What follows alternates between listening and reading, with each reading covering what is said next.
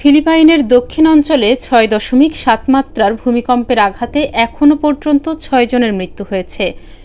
বর্তমানে কর্তৃপক্ষ নিখোঁজ আরও ২ জনকে খুঁজছে। শনিবার ফিলিপাইনের স্থানীয় দুর্যোগ কর্মকর্তাদের বরাত দিয়ে বার্তা সংস্থা রয়টার্স এ তথ্য জানিয়েছে। German research centre for geosciences জানিয়েছে, শুক্রবার বিকেলে মিন্দানাও দ্বীপের ভূপৃষ্ঠের ৬০ কিলোমিটার গভীরে ভূমিকম্পটি আঘাত হানে।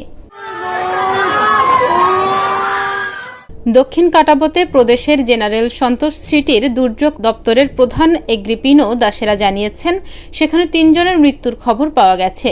এর মধ্যে কংক্রিটের দেয়াল ধসে এক দম্পতি এবং শপিং মলে আরও এক নারী মারা গেছেন।